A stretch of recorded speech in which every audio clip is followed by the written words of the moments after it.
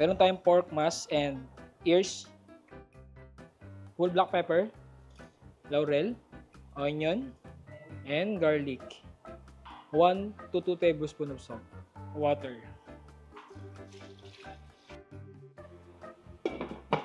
So, i-boil muna natin siya ng 30 to 40 minutes hanggang maging tender yung ating pork. Okay?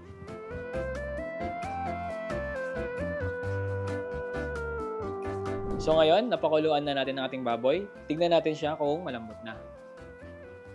Okay. Pwede na to.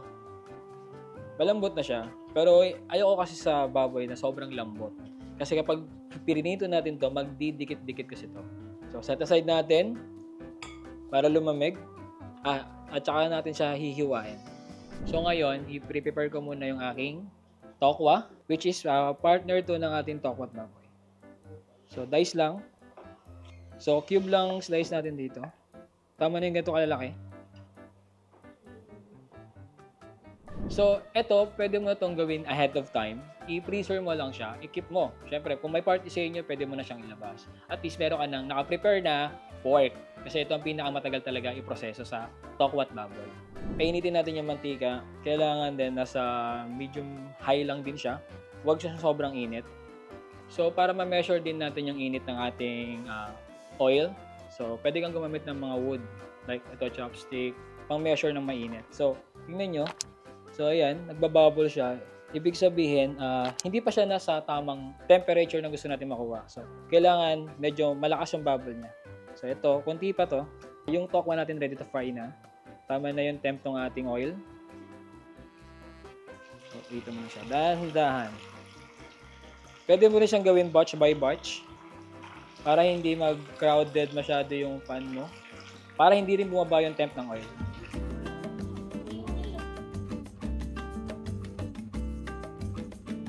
So, ayan. Ganyan yung kulay ng gusto nating makuha sa tofu. Crispy and golden brown.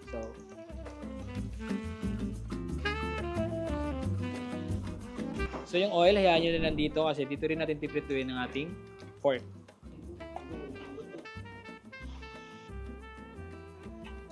So, ngayon, ipiprito na natin ang ating pork mash using the same oil.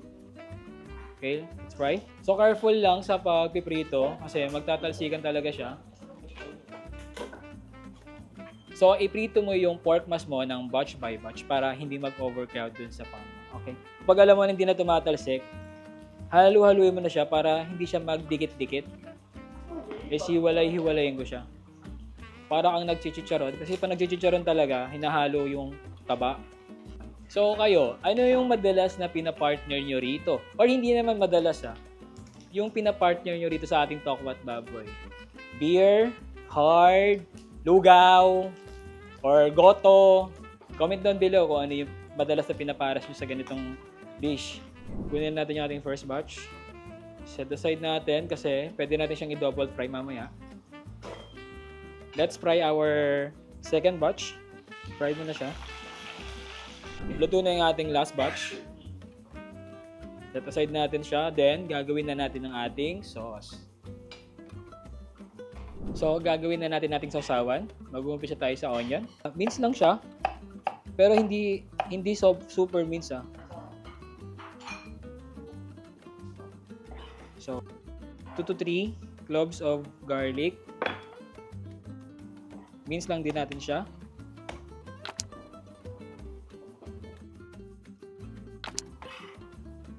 So, next sili. Slice lang natin, diagonal.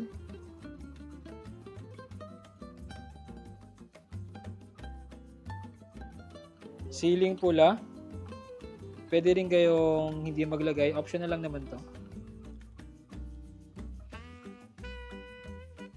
Ako mag-add na ako ng leeks. Actually, optional lang din to.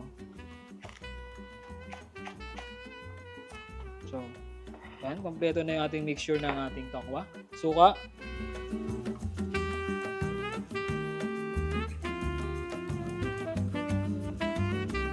Soy sauce. Sugar for balance.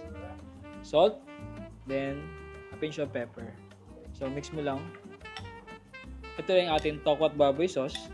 pwede mo itong i-adjust according to your preference. So, set aside ko na muna siya. And it's time to assemble. Assemble na natin ating tokwa at baboy. Let's start sa ating tokwa. Lagay ka lang, konti, yung pork mask na prinito natin kanina. Bahala kung gaano kadami yung ilalagay mo. Nasa say yan eh. So ako, syempre, pang good for 2 to 3 person lang to. Then, ang our tokwa at baboy sauce.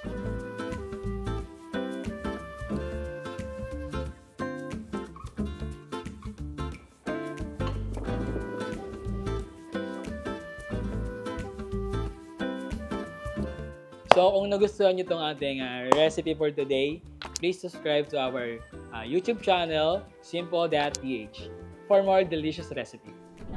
So ito na ang pinaka-exciting part, yung tikim. So, oh wow. Pour natin. I-pour natin ang ating sauce. Tama lang yung luto ng pork. Kasi boring naman kainin talaga yung parang sobrang lambot yan. Kailangan may bite. But hindi naman sobrang bite. Tama lang siya.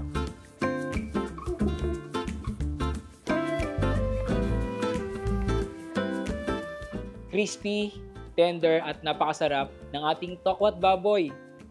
Simple!